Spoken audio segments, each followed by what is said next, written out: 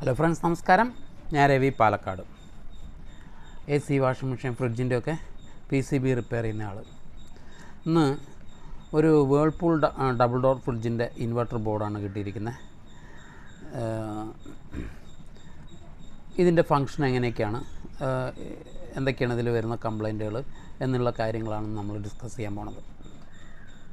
അതെ, മറ്റുള്ള ബോർഡിനെ അപേക്ഷിച്ച് ഒരു പരിധിവരെ സിമ്പിളാണെന്ന് തോന്നുന്നു. ഒരുപാട് കോംപ്ലിക്കേഷൻ ഇല്ല.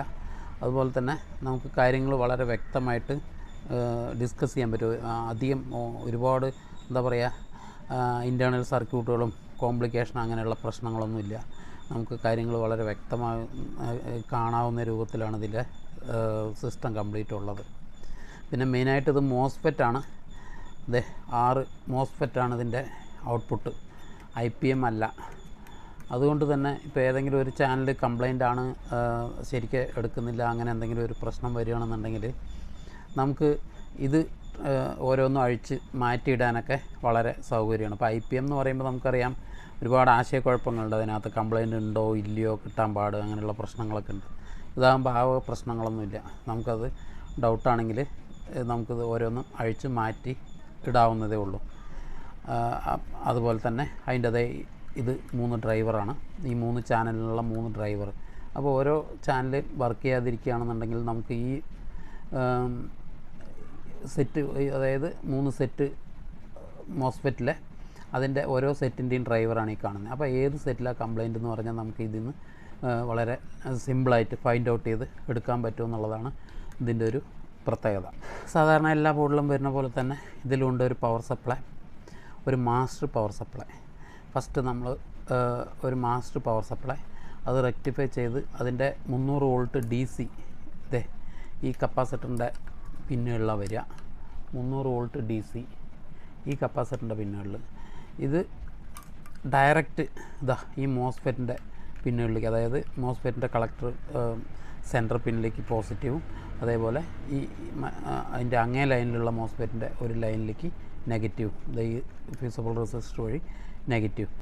അപ്പോൾ നമുക്ക് മെയിനായിട്ട് ശ്രദ്ധിക്കേണ്ട 2 കാര്യങ്ങൾ എന്താണെന്ന് വെച്ചാൽ, ഈ പവർ സപ്ലൈ, അതായത് ഫസ്റ്റ് നമ്മൾ 230 വോൾട്ട് നമ്മൾ കൊടുക്കുന്നത് ഈ ലൈനിലാണ്. ഇത് ഡിഫോസിൻ്റെയാണ്, അതായത് ഹീറ്ററിലേക്ക് പോകുന്ന കണക്ഷനാണ്. ഇതിൽ നമ്മൾ ന്യൂട്രൽ ഫേസും കൊടുത്ത് ഇതിലൊരു OLP വരും. ഇത് രണ്ടും കൂടെ ഷോർട്ട് ചെയ്താലാണ് കറക്റ്റായിട്ട് നമുക്ക് കറണ്ട് കിട്ടുള്ളൂ. അതിന് നമുക്കിപ്പോൾ ചെക്ക് ചെയ്യുമ്പോൾ ഇത് രണ്ടും ഒഴിവാക്കിയിട്ട് ഇതിലും ന്യൂട്രൽ ഫേസും കൊടുത്താൽ ഡയറക്റ്റായിട്ട് കിട്ടും. അപ്പോൾ ഇത് നമ്മൾ കൊടുക്കുമ്പോൾ ഇതേ സാധാരണ എല്ലാ ബോർഡിലും പറയാറുള്ള പോലെ തന്നെ കുറച്ച് പ്രൊട്ടക്ഷൻ സർക്യൂട്ട്, ഫ്യൂസ്, ഇതേ ഈ കാണുന്ന ഫ്യൂസ്, ഇത് റിലേ, ഇതിൻ്റെ സ്വിച്ചിങ് റിലേ ആണ്.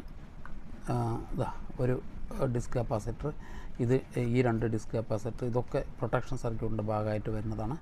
ഇതിൽ ഒരു ലൈൻ ട്രാൻസ്ഫോമർ, വീണ്ടും ഒരു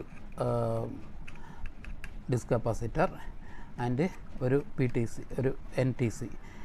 ഇതുവഴിയാണ് ബ്രിഡ്ജ് റെക്ടിഫയറിൻ്റെ സെൻറ്റർ പിന്നിലേക്ക് കൊടുക്കുന്നത്. ഇതാണ് മാസ്റ്റർ ബ്രിഡ്ജ് റെക്ടിഫയർ. ഈ ബ്രിഡ്ജ് റെക്ടിഫയറിൻ്റെ സെൻറ്റർ പിന്നിൽ നിന്ന് അതിൽ 230 വോൾട്ട് നമ്മളെല്ലാ ഇതിലും വരുന്ന പോലെ ഇതിൽ 230 വോൾട്ട് വന്നു കഴിഞ്ഞാൽ ഇതിൻ്റെ ഔട്ട്പുട്ട് കിട്ടും. ഇതിൻ്റെ ഔട്ട്പുട്ട് പോസിറ്റീവ് നെഗറ്റീവ് നമ്മൾ നേരെ ഈ കപ്പാസിറ്ററുകളുടെ പിന്നിലേക്ക്, 2 കപ്പാസിറ്റർ പാരലായിട്ടാണ് കൊടുത്തിരിക്കുന്നത്, ഇതിൻ്റെ പിന്നുകളിലേക്കാണ് നമ്മൾ കൊടുക്കുന്നത്.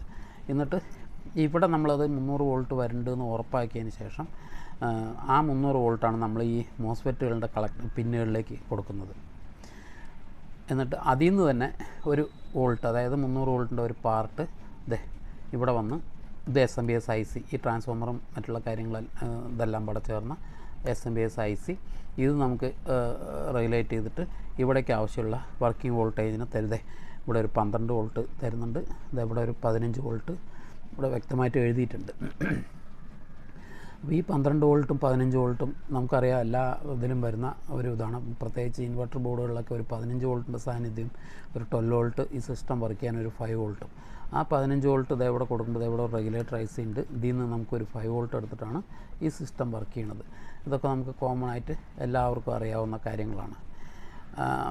അപ്പോൾ മെയിനായിട്ട് നമ്മൾ ശ്രദ്ധിക്കേണ്ടത് എന്താണെന്ന് വെച്ചാൽ, ഈ പവർ സപ്ലൈയിൽ എന്തെങ്കിലും കംപ്ലൈൻ്റ് ഉണ്ടോ, അതുപോലെ ഇതിൻ്റെ ഔട്ട്പുട്ട്, അതായത് ഈ മോസ്ഫെറ്റുകളിൽ എന്തെങ്കിലും ഷോർട്ട് ഉണ്ടോ, അതായത് ഇതിലെന്തെങ്കിലും നമ്മൾ ഷോർട്ടായിട്ടോ ഫ്യൂസ് അടിച്ച് പോയിട്ടാണ് വരുന്നതെങ്കിൽ ആദ്യം നമ്മൾ ഇതൊക്കെ ചെക്ക് ചെയ്തതിന് ശേഷം മാത്രമേ ഇതിനകത്ത് കണക്ഷൻ കൊടുക്കാൻ പാടുള്ളൂ. അതുപോലെ ഈ ഐ സി ഷോർട്ടായാലും ഈ ഫ്യൂസ് അടിച്ച് പോകാം. അപ്പോൾ ഈ ഏത് ഭാഗത്താണ്, SMPSൻ്റെ ഭാഗത്താണോ ഈ ഭാഗത്താണോ ഷോർട്ടെന്ന് ഉറപ്പാക്കിയതിന് ശേഷം വേണം നമ്മൾ ഇതിൽ എപ്പോഴും കണക്ഷൻ കൊടുക്കാനായിട്ട്. ഞാൻ മുമ്പേ പറഞ്ഞ മാതിരി ഇതിൽ നമ്മൾ AC കണക്ഷൻ കൊടുക്കുന്നത് ഇങ്ങേയറ്റത്തെ പിന്നിൽ കൊടുത്താൽ മതി. കാരണം ഇത് OLPയുടെ കണക്ഷനാണ്. നമുക്കിപ്പോൾ തൽക്കാലം ചെക്ക് ചെയ്യുമ്പോൾ അതിൻ്റെ ആവശ്യമില്ല. ഇത് ഹീറ്ററിലേക്കുള്ളതാണ്. ഇതിലും നമുക്ക് ചെക്ക് ചെയ്യുമ്പോൾ ഒന്നും കൊടുക്കേണ്ട, അതിലേക്കുള്ള റിലേ ആണ് ഈ ഇരിക്കുന്നത്. അപ്പോൾ നമുക്ക് ഹീറ്ററും മറ്റേ റിലേയും അതുമായിട്ട് ബന്ധപ്പെട്ട് അതായത് ഐസ് പിടിക്കുന്ന ഫാൾട്ട് എന്തെങ്കിലും വരികയാണെന്നുണ്ടെങ്കിൽ ഈ റിലേയുടെ ഡ്രൈവർ ഇതെവിടെ 2-3 ഓപ്ഷനൊക്കെ ഉണ്ട്. നമുക്കിത് ഒരെണ്ണം മാത്രമേ ഉള്ളൂ. അത് ഈ ഓപ്റ്റോ കപ്ലർ വഴിയാണിത് ഓപ്പറേറ്റ് ചെയ്യുന്നത്. അപ്പോൾ എന്തെങ്കിലും കംപ്ലയിൻറ്റ് നമുക്ക് ആ സെക്ഷൻ കംപ്ലയിൻ്റ് ആണെന്നുണ്ടെങ്കിൽ ഈ ഭാഗത്തായിരിക്കും ഇതിൻ്റെ കംപ്ലയിൻറ്റ് വരിക. പിന്നെ മെയിൻ ഔട്ട്പുട്ട് കംപ്രസർ എടുക്കണില്ല എന്നുണ്ടെങ്കിൽ നമ്മൾ ഈ മെയിൻ വോൾട്ടേജും ഈ മോസ്ഫെറ്റിൻ്റെ സർക്യൂട്ടും ഇതിൻ്റെ ഈ ഡ്രൈവറുകളുമാണ് നമ്മൾ മെയിനായിട്ട് നോക്കേണ്ടത്. ഇതിൽ നിന്ന് നമുക്ക് ഫാൾട്ട് കിട്ടി ഈ മോസ്ഫെറ്റ് അഴിച്ച് ചെക്ക് ചെയ്ത് അല്ലെങ്കിൽ ആ ഭാഗത്ത് കൊടുക്കുന്ന വോൾട്ടേജ് ഡ്രോപ്പോ മറ്റുള്ള കാര്യങ്ങൾ നോക്കിയിട്ട് direct negative line positive line എന്ന് ആദ്യമേ ഇതിലേക്ക് നമ്മൾ ഷോർട്ടോ വല്ലതും ഉണ്ടോ നോക്കുക. ഷോർട്ട് ഉണ്ടെങ്കിൽ ഒരു കാരണവശാലും നമ്മൾ നേരിട്ട് കൊടുക്കരുത്, കൂടുതൽ പ്രശ്നങ്ങൾ ഉണ്ടാക്കും. അപ്പോൾ അതുകൊണ്ട് ആ ഷോർട്ട് ഉണ്ടെങ്കിൽ അത് ഒഴിവാക്കാം. അതിന് മുമ്പായിട്ട് നമുക്ക് ഈ മോസ്ഫെറ്റ് എന്തുകൊണ്ടാണ് അതങ്ങനെ വരാം, ഈ മോസ്ഫെറ്റ് ഏതെങ്കിലും ഷോർട്ട് ആകുമ്പോഴാണ് അങ്ങനെ വരിക. മറ്റേതിലാകുമ്പോൾ IPM ആയിരിക്കും. IPMൽ നമ്മൾ അതിനകത്ത് ഈ പറഞ്ഞ കൂട്ടത്തിൽ ഒരുപാട് കോംപ്ലിക്കേഷൻ ഉണ്ട്. ചിലപ്പോൾ എന്താ പറയുക, സാധനം വർക്ക് ചെയ്യോ ഇല്ലയോ എന്നുള്ള അത് തന്നെയാണോ എന്നുള്ള കൺഫ്യൂഷനൊക്കെ ഉണ്ടാകും. ഇത് നമുക്ക് ഓരോന്നും ഇത് നമുക്ക് ഇത് എടുക്കാൻ പറ്റും. ഇതിപ്പോൾ കംപ്രസർ എടുക്കുന്നില്ല എന്ന് പറഞ്ഞ് വന്നതായിരുന്നു. ഇതേ ഈ മോസ്ഫെറ്റ് ഞാൻ അഴിച്ച് മാറ്റി 8160 മോസ്ഫെറ്റ് ആയിരുന്നു. അത് കോമൺ ആയിട്ട് മാർക്കറ്റിൽ കിട്ടുന്നതാണ്.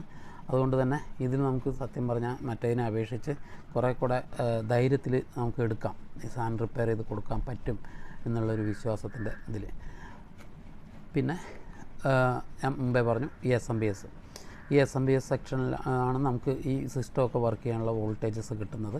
അതുപോലെ അതിനകത്തുള്ള ഫാന്, മറ്റേ ബൾബ് LED ബൾബായിരിക്കും, ബൾബ് മറ്റുള്ള കാര്യങ്ങളൊക്കെ വർക്ക് ചെയ്യാനുള്ള വോൾട്ടേജും മറ്റുള്ള ഇതെല്ലാം കിട്ടുന്നത് ഈ SMPS എന്നാണ്.